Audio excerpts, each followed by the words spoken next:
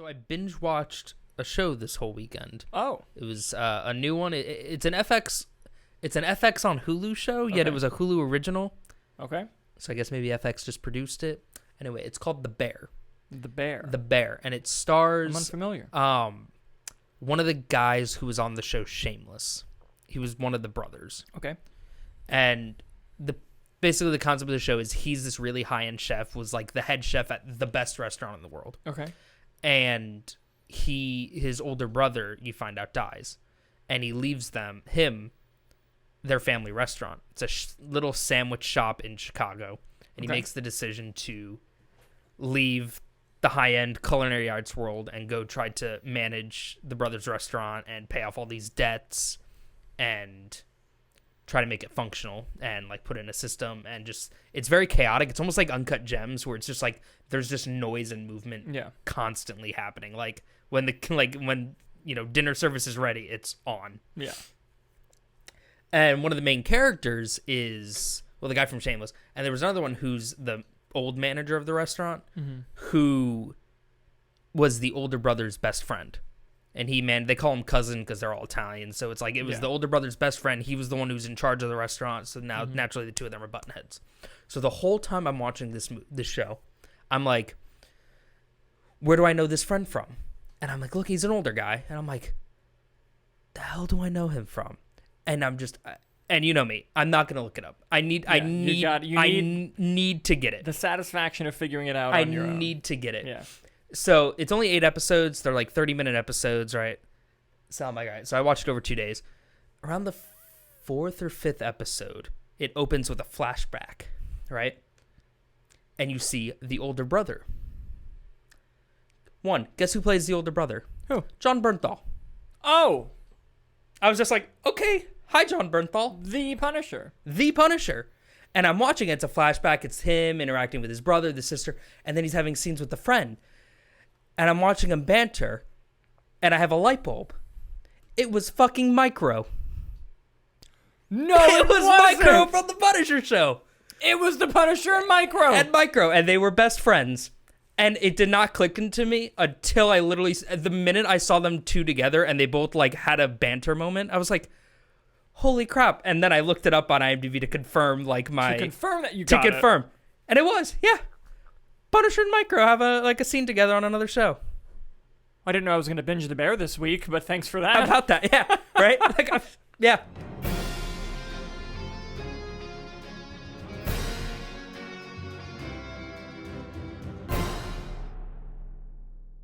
Hello, everyone. I'm Dalton Burdett. I'm Nick Iricchio. And we are the Movie Knights. Well, some of them. If you're watching this, is because you want to hear our uncensored, unfiltered thoughts and opinions about the world of movies and entertainment news. So kick back, relax, and thank you for being a part of the conversation.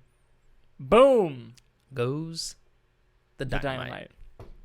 Nice, dude. It's almost like we finish each other's sandwiches.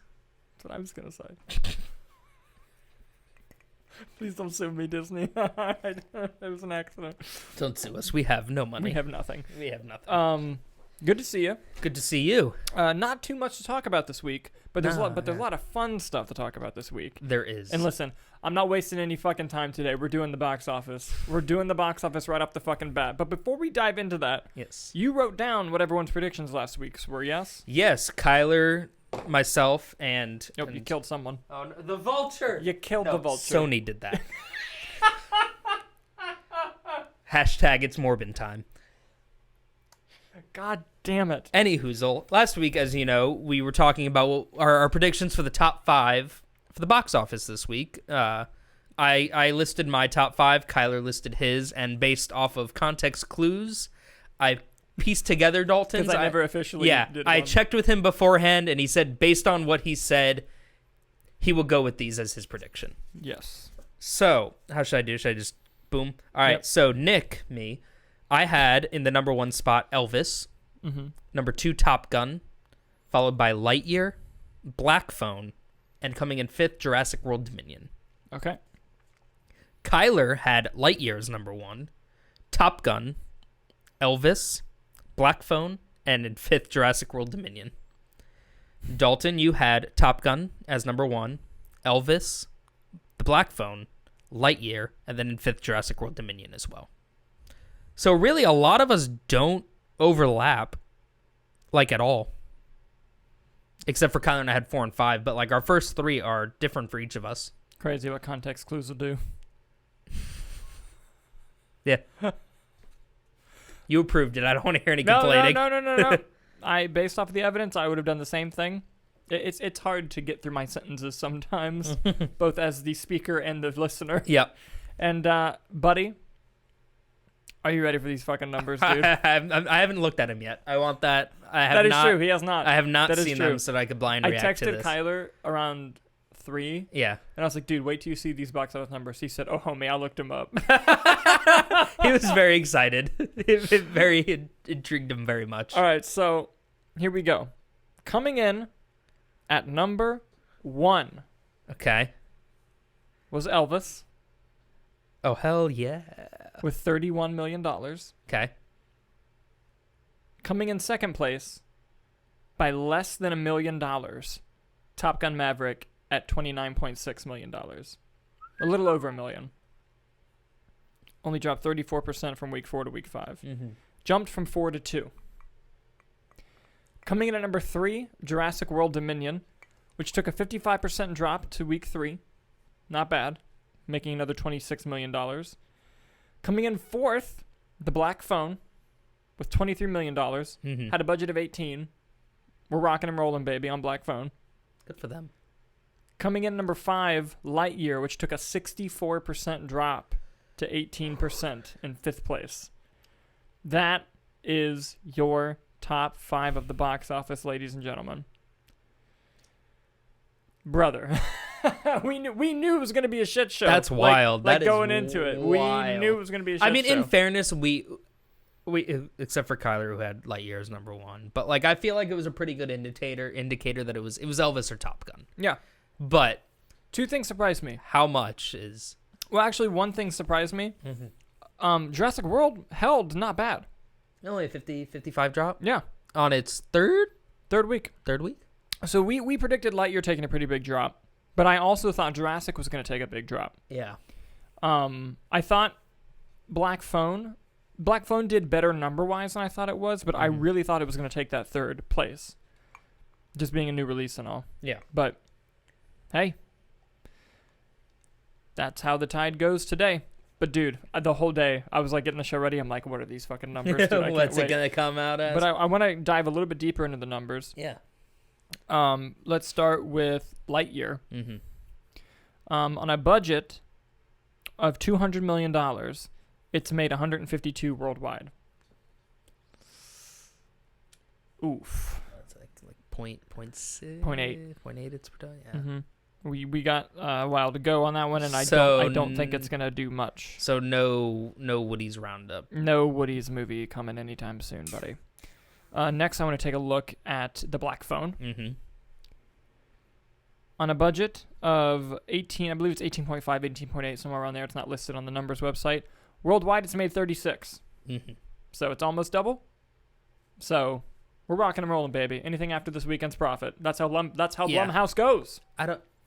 I think it's gonna end up having we'll see. I don't know, because I would think horror typically has a good drop off because everyone's like a horror movie. Yeah, and it's a good horror movie. That's the thing, is word of mouth going to bump it. Yes.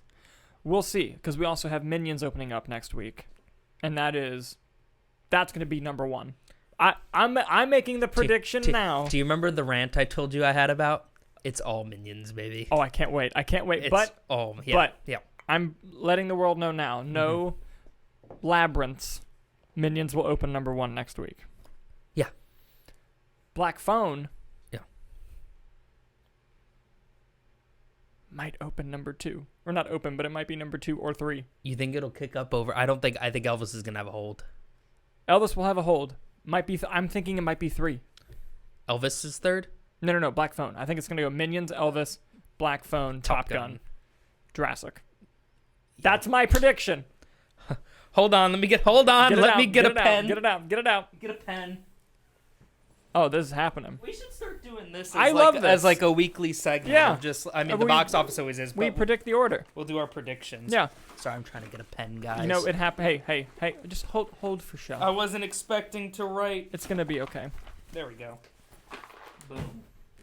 All right. So My predictions for next week. This is 4th of July, right? Yeah, 4th of July weekend. I mean, it better fucking make a bunch of money next week because the God of Thunder's rumbling behind it. Oh, yeah. So, next week predictions. Yep. For Dalton. Yep. Minions number 1. Minions. Elvis number 2. Elvis. I'm going to fucking do it. Black Phone number 3. Black Phone. Top Gun number 4. Top Gun. Jurassic number 5. Okay. All right. Call me crazy. I'm gonna go Minions. Mm-hmm. All right. I'm gonna go Elvis. I'm gonna go Top Gun. Okay. That's probably the safer bet. I'm doing this out of hope for Black Phone. Yeah. I'm gonna go Top Gun. I'm gonna go Jurassic. Mm-hmm. And I'm gonna go Black Phone in 5th. Man, why you do this? Let me tell you though, Black Phone is incredible. Oh yeah, no, we're gonna talk about it later. But just horror, but the word of mouth on this movie. all of us had Jurassic World last. I know I put you in the context of it. Yeah, but it was 3rd. But the truth is, that movie got an A- cinema score. Why? So did Elvis. Yeah, Elvis is better though. Yeah, but I'm saying in terms of our prediction for it holding next week. That's fair. I'm sticking with mine. My thing is Top Gun's still going to be in the top 5. Mm-hmm. I think Thor is when it will finally get out. If it stays in the top 5 after Thor, wow. But Top Gun, I think, now that it's hit a certain thing that I'm going to get to in a second, I think it's finally on its way out. On its out, yeah. Now, speaking of that, though, it hasn't even begun to peak. Let's go to another thing. Let's look at Jurassic World's numbers. Mm-hmm. On a budget of $165 million, it has made $748 million worldwide. Buddy, that might be the number 2 billion right there. The number 2 $1 billion movie, which we'll get to number 1 here in a second. Yeah. But hey, 4.5 times the budget. Universal's not pissed. It's impressive. Yeah, no, especially for how not great that movie was. Yeah, that too. Hey, make some money, do it. Hey, if people like it, good for them. Coming in at number 2 was Top Gun Maverick, like we said. And ladies and gentlemen, we have our first $1 billion movie Ding, ding, ding, of ding, 2022. ding. It was not Doctor Strange 2 like we thought it would be. I got close. I think it ended around right under 950. Yeah. And it's now on Disney Plus now, so they're probably going to edge it out of theaters.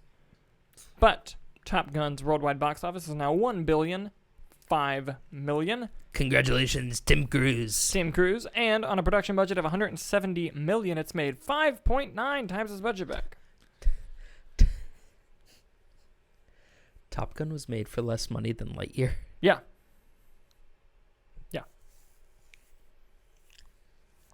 All right. I mean, animation's very difficult and expensive. Yeah. Now let's take a look at Elvis. On a production budget of $85 million, it's made worldwide 51. Not a bad start. Honestly, I would have guessed much higher based on what I saw. Yeah, but I think it's going to end up making money. I think it will hold next week. That'll put it around, at least domestically, around the budget. With the worldwide numbers, it'll be a little bit higher. I think it's going to end up fine. Well, I just meant there's so much happening in that movie that I'm shocked that the budget was that low. Oh, I would have guessed the 120 to 150 range. I got you. But all that means is that Austin Butler was not paid enough, and Tom Hanks was paid too much. I think you might be right about that. Based on what I saw in that movie. Yeah, for sure. But yeah. So, ladies and gentlemen, I have a special treat for you. That's all I have to say about the box office. But Nick came to the apartment today and he said, I have box office things to talk about. And he fucking refused to tell me what they were. So I'm very nervous about this. But Nicholas, with his little notepad, go ahead and tell me what you wanted to talk about box office-wise, homie. So I found something out and then I just spiraled. Basically, right? So we're seeing Minions Rise of Gru on Thursday. On Thursday. Yes. So I just, in my mind, right, I'm like, why is I get why there's a Minions sequel, but I was like, why is there a Minions sequel? So I go to a little box, I got a little research thing. You know what I discovered, Dalton? What did you discover, my guy? 1, the first Minions made over $1 billion. Yeah. 2, Minions is the 5th highest grossing animated movie of all time. Okay. Number 1 is the Lion King remake. Mm-hmm. I have counted as animated. It is counted as animated, apparently. Uh-huh. Frozen 2, Frozen, Incredibles 2, and then Minions. That blew my mind. So then I dug a little deeper. All right, we're spiraling here. I'm so happy you fucking did that. I discovered, because then I started looking at the highest grossing animated movies by year. From 2013 to 2019, except for 2014. Mm-hmm. So I guess technically 2015 and 2019. But 2013, the highest grossing animated movie each year made over $1 billion. So at least one movie a year animated made that. But what's interesting, and this is what I want to get to about Minions, this is what it's all leading to, is animated movies during the pandemic era have not done well. Yes. Pixar released a lot on Disney+. Lightyear, we're seeing, is not doing gangbusters. It's only at, what did we say, 70, 50, 70? Yeah. Right? 2020, the highest grossing animated movie was a Demon Slayer movie, which made $500 million. The highest grossing animated movie of 2021 was Sing 2, which made $400 million. Mm-hmm. And currently, as it stands now, the highest grossing animated movie of 2022 is Bad Guys at $240 million. So good for Bad Guys. Yeah. With that in mind, can Minions 2 pull off the $1 billion? It might. But the pandemic animated movies have not done well. Yes. I'll give you 2 reasons why. Yes. Like you said, the first Minions made over $1 billion. Doesn't guarantee the second one will. It does not. They have their audience of the kids and the parents who are going to take their kids to see it, right? Yeah. I had zero interest in seeing Minions 1. I still have not seen Minions 1. Yeah. I bought tickets for Minions 2. Yeah. Because I think the trailers are fucking great. Yeah. I think that's the difference. And I'm not saying it'll make more than Minions 1, but I think people who normally wouldn't bother are like, you know what? Fuck it. Like, you know what else was extremely successful this year? Jackass Forever. Yeah. More successful than it had any right to be. You know why? Because we had the worldwide pandemic happen, and people were like, you know what? I'm going to go have fun with these dumbass people and go watch them do dumb shit. And it was great. So I think that's going to happen again, but with kids. And with people like me. Maybe they see the animated movies that have come out, and they're like, I'll just get that on streaming. I'm not going to drag my kids. That's exactly what happened with Lightyear. But the Minions. So then I have one more little thing for you. Did you know that the Despicable Me franchise, so Despicable Me 1, 2, 3, and Minions, not even counting the new one, is the highest grossing animated franchise ever? I did not know that. Those 4 movies collectively combined have made $3.7 billion. Oh my God. Despicable Me 3 also grossed over $1 billion. This beats out, so it's at $3.7 billion. Mm-hmm. The second franchise is Shrek. These numbers also include spin-offs. So Despicable Me, yeah. So Puss in Boots and 4 Shrek movies at $3.5 billion. This also includes all the Ice Age, in I think the top 5, it was like this, Despicable Me, Shrek, and Toy Story? Ice Age, Toy Story. Yeah. What the fuck? And then I think Frozen 2, but both those made like $1 billion each. So, but yeah, Despicable Me is the highest grossing animated movie franchise. It's holding that spot, and the new movie hasn't even come out yet. That is wild to me. Fucking go Despicable Me, man. I'm going to go to all the movies now. So you think to yourself, basically this is what it's going to. You think to yourself, like I did, why are there so many fucking Minions everywhere? Why did Universal because it's number 1, baby. double down on Minions? And it's because their first movie grossed $1 billion, and they're the highest gross animated franchise of all time. Shrek can't even take it off because Puss in Boots 2 is going to Netflix. Mm-hmm. And Toy Story's done. And Toy Story includes Lightyear. I did confirm that on the list. Yeah. All the Ice Age. Yeah. Clears them all with 4 movies. And the new one opens this week.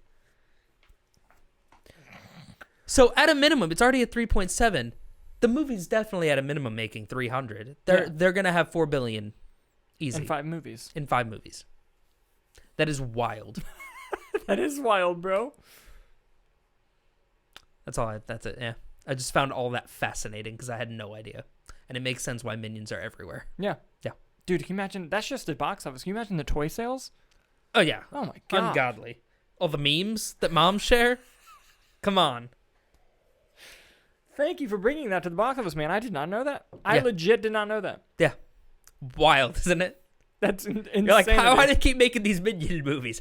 Because they make billions of dollars. That's why. They're like, you know what? We'll stop when you stop we'll watching stop when them. you stop. You're going to go see it. Complain all you want. People are seeing it. Yeah. Yeah. It's kind of like whenever they raise the price of Disney, people are like, why are you doing that? And they're like, because you're still going to come, you idiots. That's why we keep doing it. Yeah. So basically, this ties in well that, yes, I think Minions is going to be number 1 at the box office next week. Yes. I was just more curious how we'll do given that animated movies have not done well. Dude, watch this movie just fucking... I hope Minions clears Top Gun. That'd be so funny. Oh, my God. Oh. Well, do you know offhand? 'Cause don't they do box office estimates, right? Yes. Do they have any prediction for Minions? I'm gonna look it up right now. Call me crazy. I'm gonna go 60. They're very conservative with their estimates, the studios. Oh. So. I'm gonna say 30. I'm gonna say a healthy 45. They're projecting it to make 65 to 80. Oh my God. And you just said yourself they're conservative. This thing could clear 100. It could. Oh my God. Nick, is it gonna... When we do box office next week, is it gonna make $100 million opening? Wait, because Doctor Strange had the biggest opening of the year, right? So far? Oh my God, hold on. I forgot what it was. We've spiraled. So, okay, maybe Minions won't get it. It made... Doctor Strange 2 made 185. Oh, no. Minions ain't getting that. There's no way. But there's a possibility it tops 100. There's a chance. For sure. I love that. I cannot wait. If the movie's great, too, I'm going to sing high praises next week. Oh, yeah. So what do you guys think about all of that box office craziness? Let us know as we move on to our next story. Dude, I can't fucking believe that. It's fascinating, isn't it? It is. It's so interesting. Like, I would have 100% said Toy Story. Yeah. 1,000%. Hands down. I've enjoyed all the Despicable Me movies. I'll say it. I've only seen the first one, and I'm Minions 2 on Thursday. You haven't seen any of the other ones? You know what? No, I've seen Despicable Me 2. That's with the girl, right? Yeah, with I've seen Despicable Me 2. The like the luchador villain. Yes. That was supposed to be Al Pacino, but then they recast. Yes. Yeah. The third one, the bad guy is one of the South Park guys, right? Yeah, Trey Parker, I think. Yeah. But I never saw that one. That was pretty funny. Oh, good times. Anyway, our next story. So Nick, we might spiral again. So, as you know, Sony's making a Madam Web movie. Yes. But we don't know what the fuck the movie is going to be because the popularization of Madam Web came in, like, the animated series and then later comic books. Yeah. Of Spider-Man. And it was about this girl, old woman, hooked up to a machine that looked like a spider web, and she could, like, not travel the multiverse, but she could, like, kind of pull people from multiverses. And, like, she kind of, like, was responsible for the Spider-Verse. So they're making that movie. We're like, okay, I don't know how you make a lead character out of that. But then they casted Sydney Sweeney. They casted Dakota Johnson. As the lead. Dakota Johnson is Madam Web. As Madam Web, allegedly.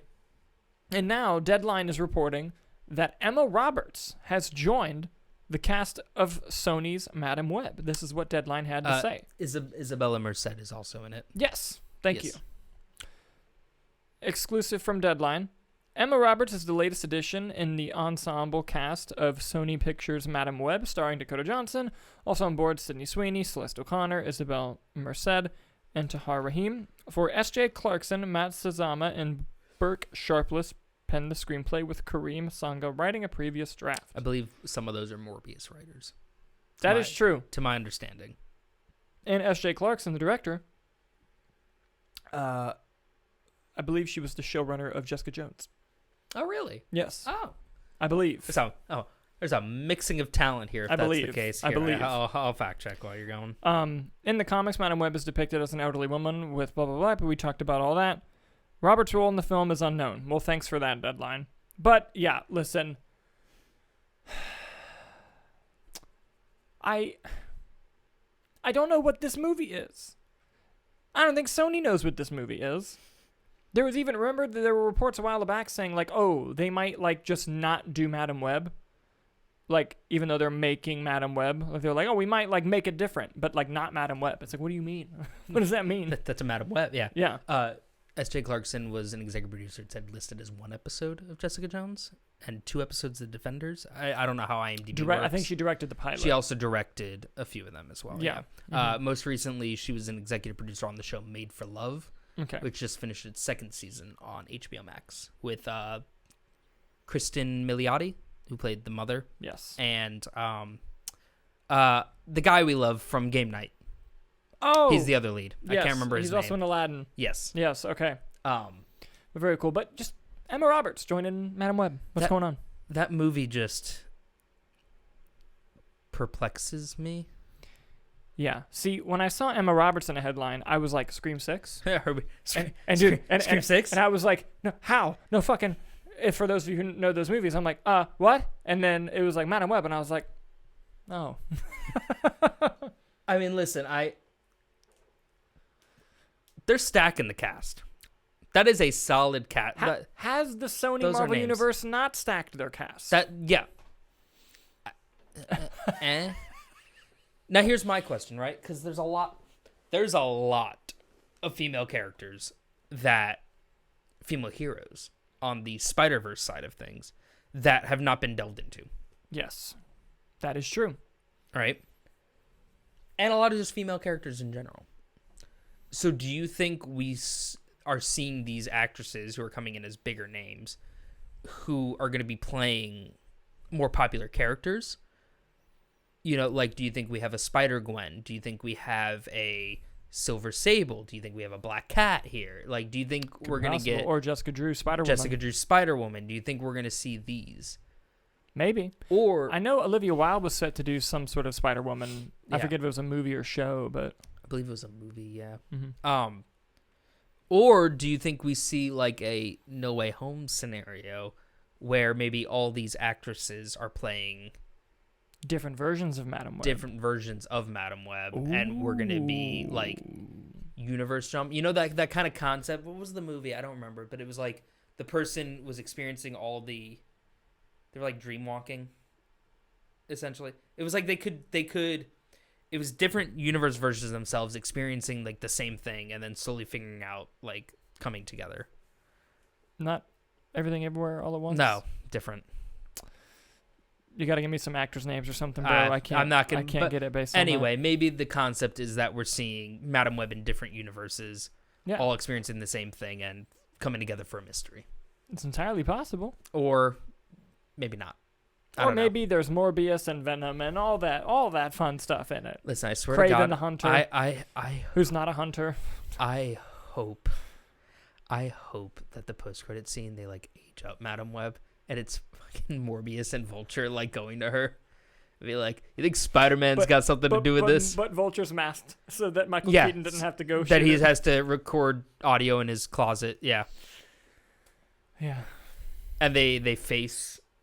It's Jared Leto as the vampire, so they don't even need Jared Leto on set. They can just have a stand-in and then CGI. Oh.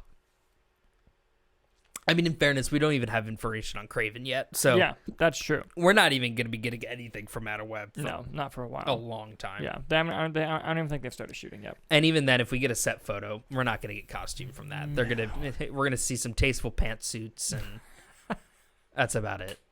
Good prediction. Good prediction. What do you guys think about Emma Roberts joining Madam Web? Let us know as we move on to our next story. Nick, if I told you that there was a film coming out, then don't look, Okay. called The Pope's Exorcist. Sold. Okay. But let's pretend for the sake of argument that you weren't sold. Okay, not sold. You don't have me. I don't have you. I don't know how I feel about that. It's about a real-life figure named Father Gabriel Amorth, who acted as a chief exorcist at the Vatican Okay. and performed over 100,000 exorcisms. And 100,000. wrote a book about it before he passed away in 2016. And what if I told you that the person playing this person was Russell Crowe? Are you almost sold? Are you almost there? I'm almost there. You've piqued my interest. The person directing this film is the person who directed Overlord.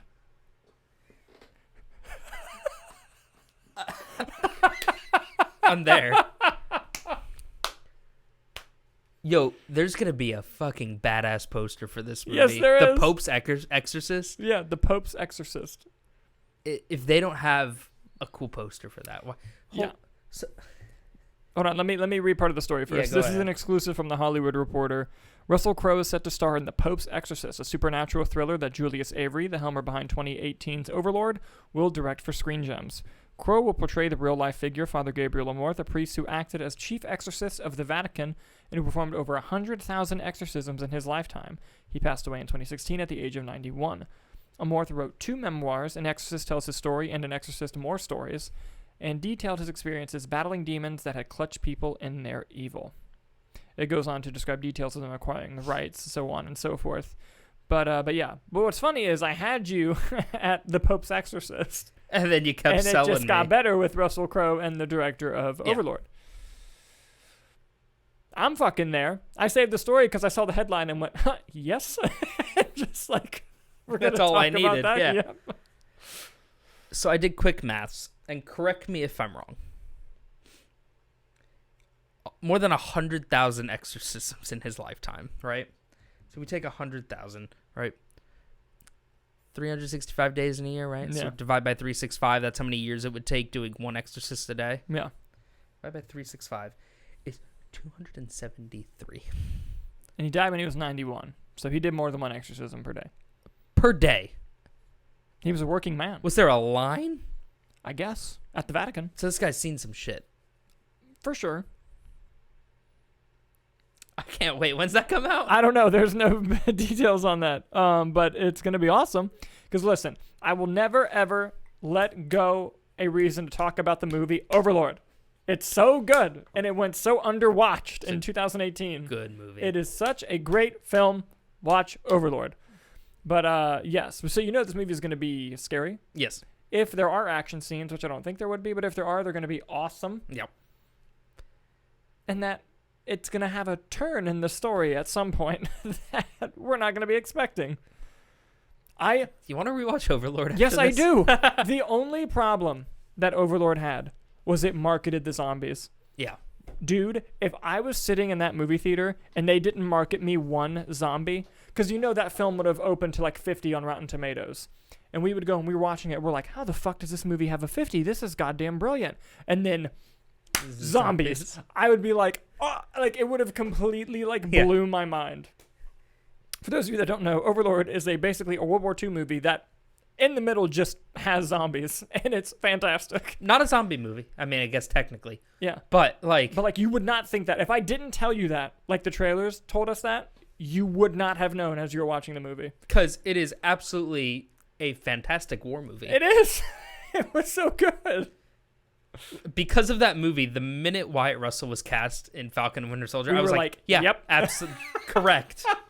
100%. He's so good in it. He's so good in it. Like everyone's Fitz is in it. Yeah, from Agents of S.H.I.E.L.D.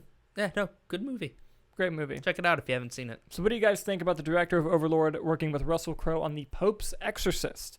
let us know down in the comments as we move on to our final story before we do some movie reviews. This one I find interesting. This isn't a confirmation of a story, but this is just something that I figured is worth talking about. Mm-hmm. So Christian Bale is doing press for Thor: Love and Thunder because he plays Gore the God Butcher. Correct. And Screen Rant was interviewing him, on the press junkets, and kind of slipped in the question of, hey, we had some Spider-Man actors kind of come back and do their thing. Would you ever be Batman again? Because the answer always in the past was no, right? Yeah. Well, this is what Christian Bale had to say. In my mind, it would be something if Chris Nolan ever said to himself, you know what, I've got another story to tell. And if you wished to tell that story with me, I'd be in it. So you know how we're the kings of diving into things too much? Yes. What this tells me is nothing. But yeah, I feel like Dumb and Dumber right now. So you're telling me there's a chance. Now here's the thing.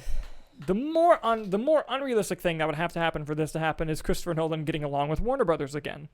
But David Zaslav. And Christopher Nolan is going to make Oppenheimer. Barbie's going to crush Oppenheimer. And Christopher Nolan's going to say, God damn it, I need something to get my rep back. And Zaslav's going to be sitting there with his axe like, what do you want me to cut for you? I'll cut anything for you, Chris, to come back and do another Batman. And then he's going to cancel like 7 movies to get the budget for Nolan's Batman. And he's going to do another one. Watch it happen. Barbie's gonna blow Oppenheimer out, right? Ironically, yes. Dude, I think it might. It's very interesting, but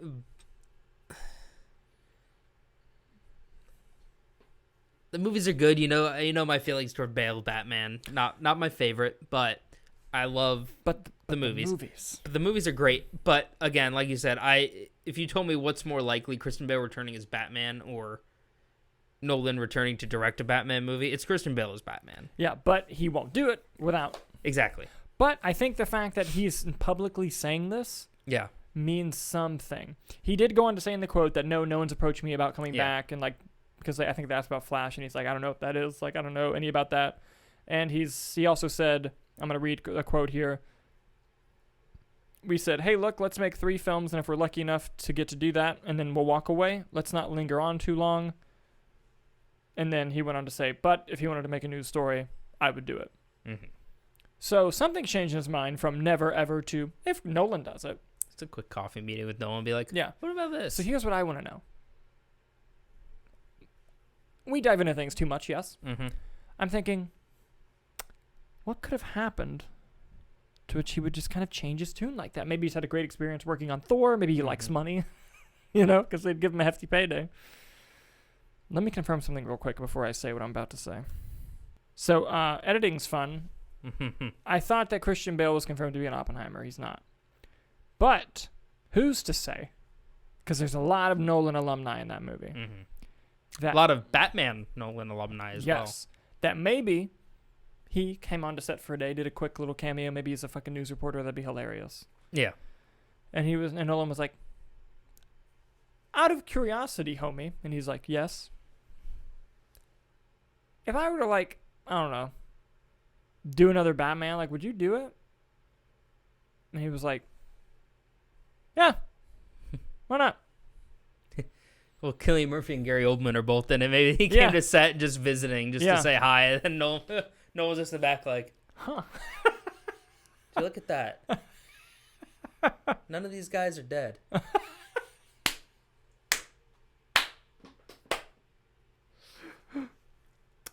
We could do something with that. Yeah. Now, of course, what Nick and I are doing is all wish fulfillment. This is not anything that's supposed to be happening. I just want it very badly. I want it very badly. Because I still think, I know that people have different opinions on this. I still think The Dark Knight is the best comic book film ever made. And I think that Batman Begins is not far behind it. And Christopher Nolan is my favorite living filmmaker working today. Modern filmmaker, I should say. And yeah, I'm excited for anything he does. Fascinating. It's the best comic book movie of all time, in your opinion, yet behind you are 3 that are not The Dark Knight. Let me clarify. I used to work at a movie theater. I did not work in a movie theater in 2008 where I could steal those posters. I know. I'm just messing with you. Here's the thing. I already collect Funkos and Blu-rays. I can't collect posters. Can't get into posters.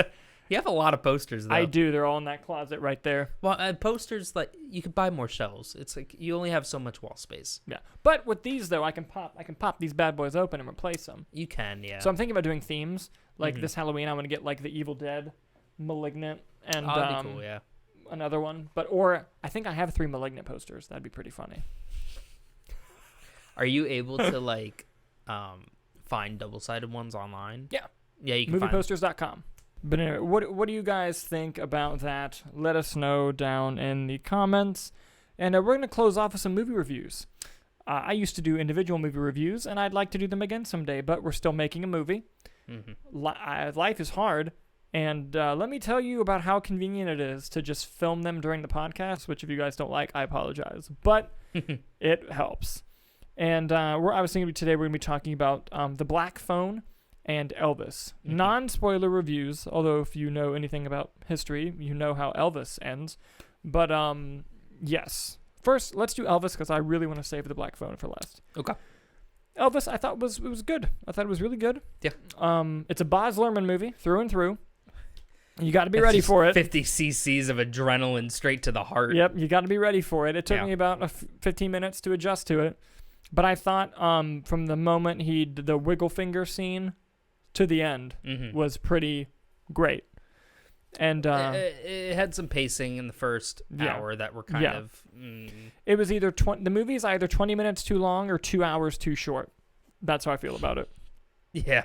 And Austin Butler, fucking fantastic in the movie. Oh, yeah. Like, career-defining. Yeah. Like, I don't know what the fuck Tom Hanks was doing. But, like... He just wanted to hear the Santa Claus song. Tom Hanks was in a different movie, and he was having the time of his life. But not in the good way that we normally like. No. Not like Gary Oldman Hitman's Bodyguard. Now, here's the thing. I bet you he did it. I bet this reminds me of Jesse Eisenberg's Lex Luthor. And that I bet you he was told to play the character that way. Yeah. And he nailed it for that, but I don't think it worked for the movie. Yeah. The other characters... It's the nicest thing I've ever heard you say about Jesse Eisenberg's Lex Luthor. But it's true, though. No, yeah, it didn't work for the movie, but man, he did... If that worked... If that is what the assignment was, he gets a 100. Yeah. You know? And, like, another thing would be, like, in the movie, like, the other characters in the film, some of them are kind of flat, some of them were cool. Like, the guy from Stranger Things and Power Rangers was good. Yeah. The actor playing B.B. King was good, and the character B.B. King was good. Austin Butler doing his own singing was insane. Priscilla had some good moments too when they actually gave her something to do. Yeah, she was just kind of there. She comes in the later half of the movie. I thought their relationship with Elvis and his mom was weird. It was a little awkward. A little on the nose and strange. I understand what they were going for. I just came across the wrong way to me. Yeah. It was very much like Norman and Norma Bates from Bates Motel. That Buster and Lucille Bluth from Arrested Development. Oh my God, yes. Like, it was just very, like, there's one thing to be a mama's boy. Yeah. Could have just been like, oh, I'm going to call my mama real quick. Yeah. Then there's one thing of like, she'll never be me, Elvis. And you're like, okay. But overall though, if I had to give it a grade, I'd probably give it a B+. B+. I think I gave it on Letterboxd, which has the 5-star rating. I think I gave it a 3.5. Yeah. Honestly, I'd give it a 4, but Tom Hanks, it really took me out every time. Yeah. And I'm like, what am I watching? But like, 3 of those stars is just Austin Butler on himself. Like, fantastic. Yeah, and I also didn't like how it would, like, it's opens from the Colonel's perspective, and he's like, I'm going to tell you the story, but then it completely abandons that, but then it goes back. Well, see, like, because there are scenes without the Colonel in it, and it's like, well, then it's not his version of events because he's not there, and it's like, what? Like he's an unreliable narrator. Yeah, but he's not in every scene. Like the reason why that works in most movies is because that person will be in every scene. Yeah. Like Joker, for example, works as an unreliable narrator because Joaquin is quite literally in every scene in that movie. Yeah. There isn't a scene without him.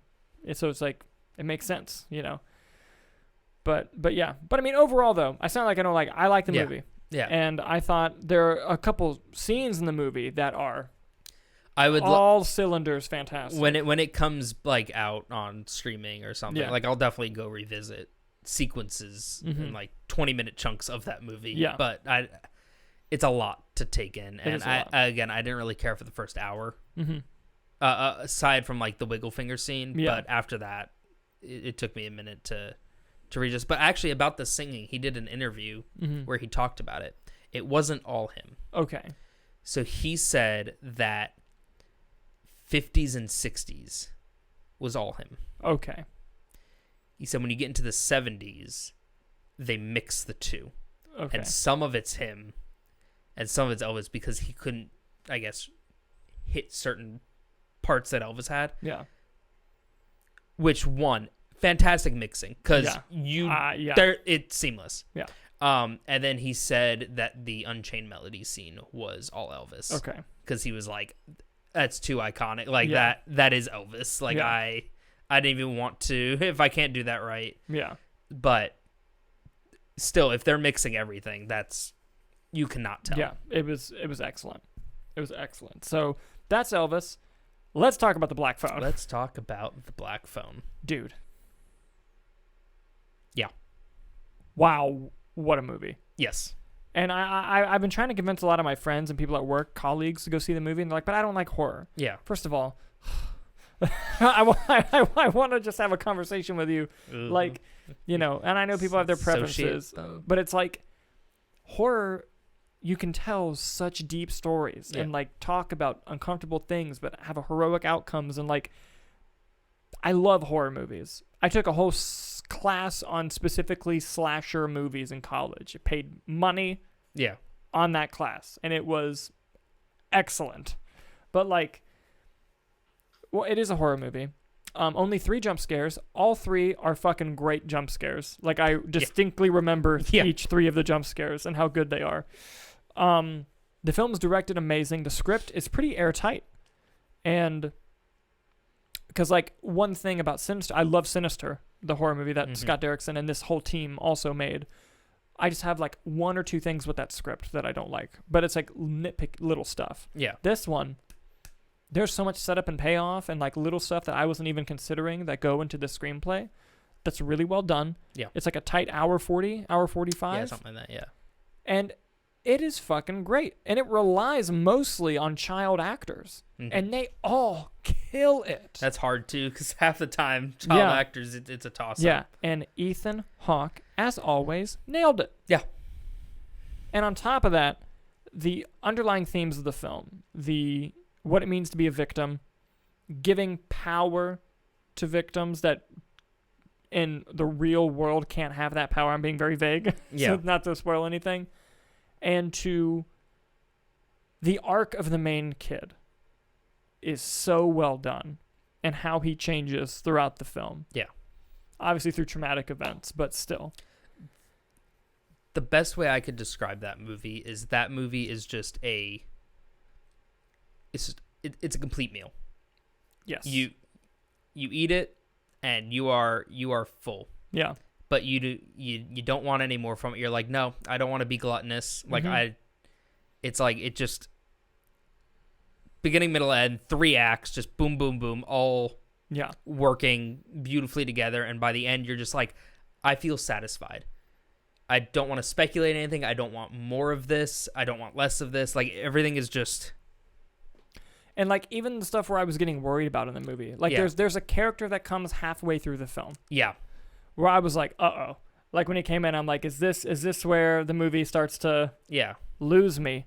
I thought they handled that shit perfectly. Well, then literally the end of the first scene he's introduced in, and you're like, oh, okay. Yeah. Like it's one thing if he was just the one thing where you're like, Yeah. yeah, we're gonna go this route, and then you Yeah. find the end, you're like, oh, for what? Yeah. Yeah. And I just love that the actor, Yeah, which I won't say who it is for those who want to go, yeah, but and just like it does classic horror things, like the grabber is Ethan Hawke's name in the film, his character, and the way how it won't show his other victims, like you see the car pull up and then it just fades to black, yeah, and then you do other things and it just fades to black, like whenever you see him. yeah, And you're just like, because that imagination, that classic horror thing of like, God, like what's happening to these kids? And it was something so visceral and real because it was 70s and, you know, kidnappings, which happened all the time. yeah. By the way, felt very legit 70s, not like movie 70s. Mm-hmm. And this film is brutal. And not just in terms of like the kidnapping. Like these kids fight at school and they're fucking each other up, dude. Yeah. And it takes that visceral nature of it and just the environment that they're in, because the real world where these kids are beating the shit out of each other is still not as bad as him being in that room. Yeah. And I think it nailed that perfectly. And the sister steals the show. She was very good. Fantastic. And I love that the movie didn't explain the supernatural shit, because obviously when you realize what the movie is about, it's very supernatural. Yeah. I'm so glad I didn't waste any bullshit time being like, this is how this is possible. bringing in a this priest is how and- yeah. yeah. And I'm like, fucking no, man. There was one line of dialogue, and it was good enough for me about the sister aspect. Yeah. That was good enough for me. Yeah. They didn't explain anything about the main part of the movie. No. And I'm glad they didn't. Yeah. Because I still thought, I was just like, this is cool. I'm in. Like, instantly.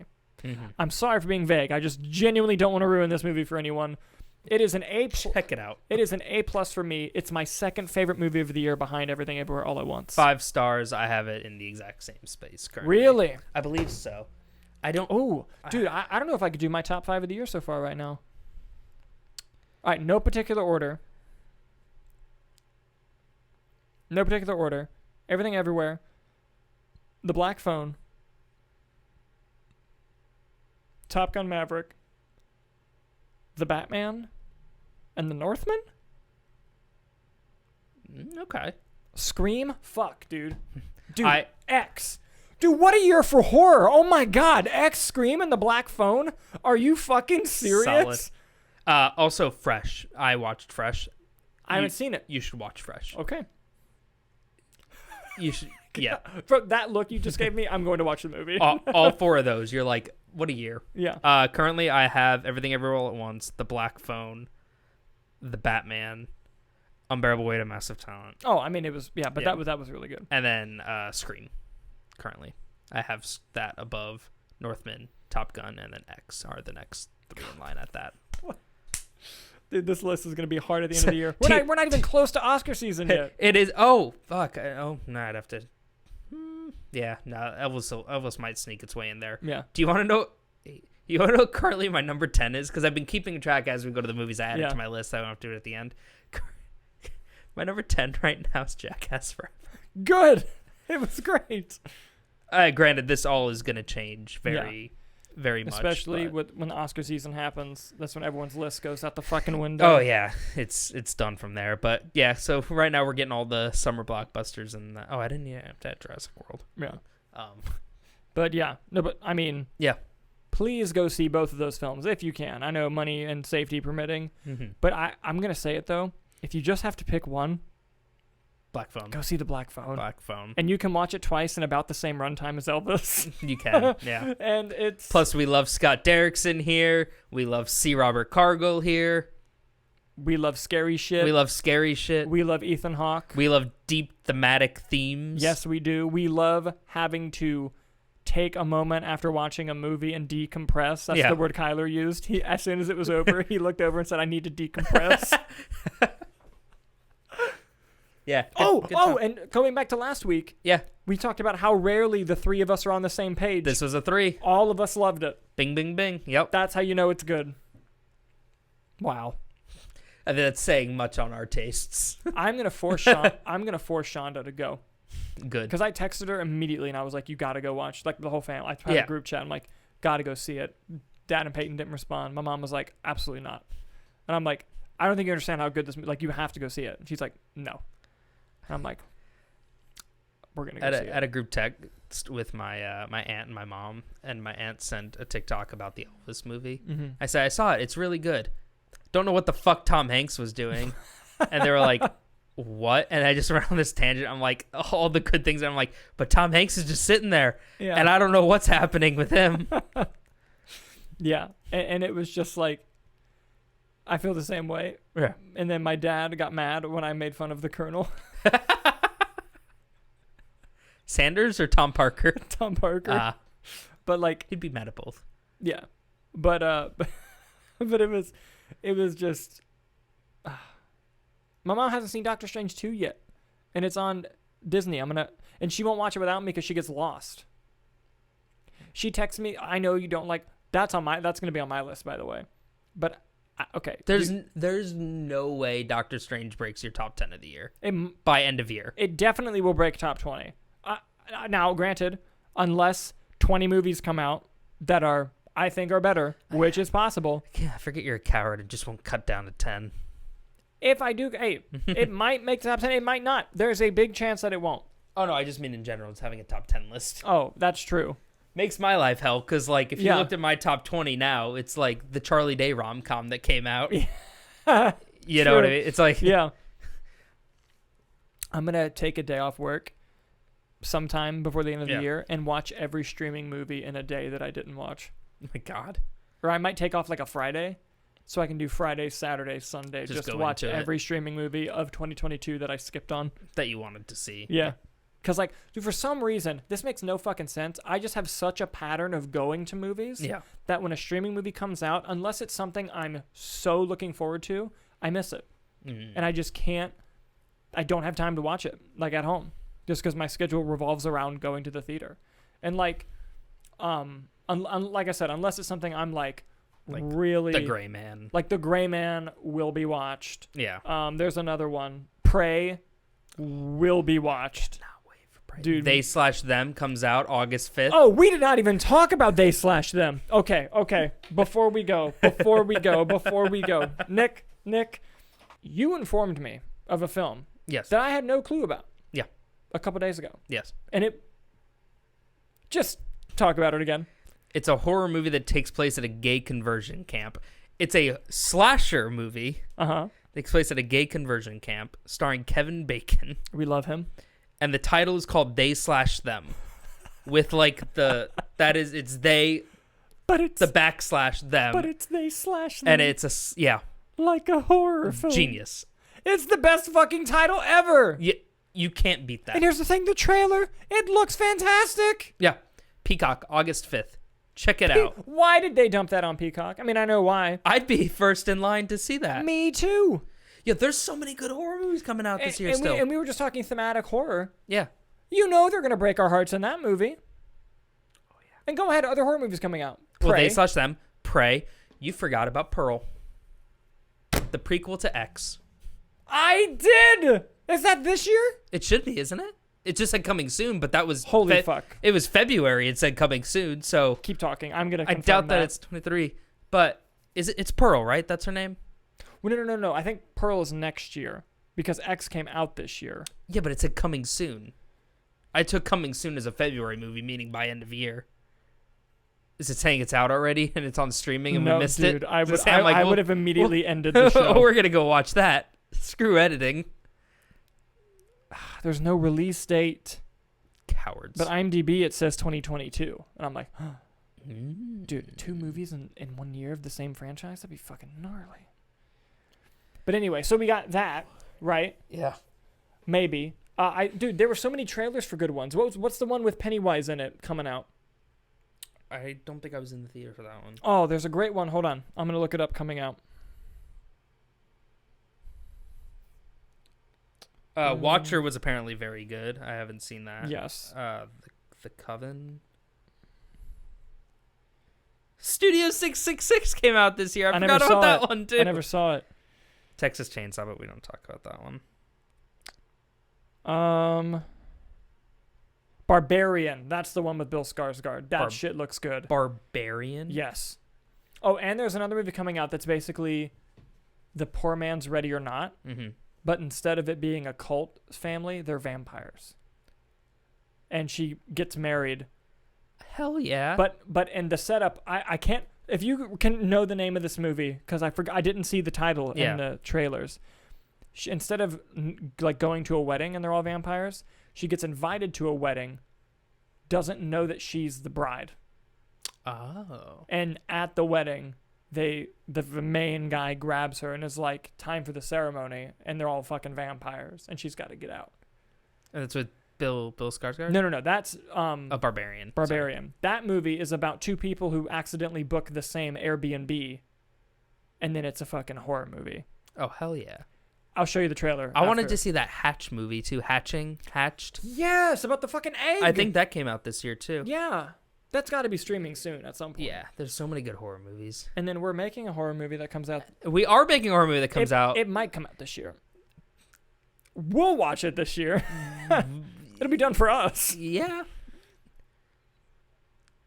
It'll either be a hell of a horror movie to end 2022 with, or to start or off a 2023. hell of a horror movie to begin 2023 with. Yes. And I also star in a horror movie that comes out, I think, in a couple weeks. Oh, yeah? I think. I know it's summer. That's the last what I was told. And it's called The Curse of Bloody Mary. It's part of the ominous Project universe, and it's on POV Horror, the streaming service. The first one is. I'm not in the first one, but I'm in the sequel, and it comes out this summer. I'm really bad at promoting things. But, yes. My character's name is Dallas Richards. What a fucking name. Right? Oh, I love that. Dallas Richards? Yep, and my wife is Brooke Richards. You have a wife? I got a wife in the thing. Yes, I do. That's a good name. It's no Rain Delacourt from Jurassic World Dominion. The only good part of the movie. I gave that movie 1.5 stars. The 1 star is because the character's name is named Rain Delacourt.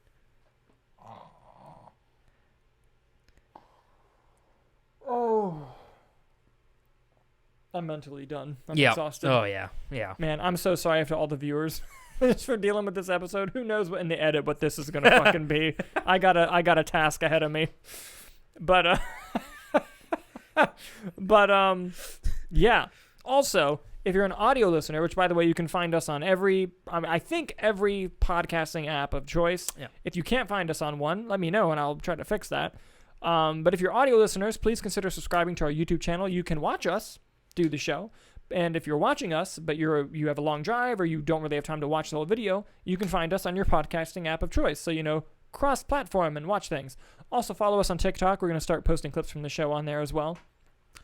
And our Twitter for breaking movie news, Yes. which may or may not end up being featured subjects on the show. Yes, that is true. Follow But for all the news we don't cover, check us out on Twitter for and that. if you go to our page on YouTube, if you go to About, we have links to all that stuff. Yeah. So you can find that. Eventually, I'm going to make cool graphics with all of our ats on them, too. Ooh. Wouldn't that be... I'm not going to make them. I'm going to pay someone to. But yeah. Fair, yeah. I'm way too exhausted and Yep. have stuff going on to do that. But yes. Thank you guys so much for watching. And we'll fucking see you next time.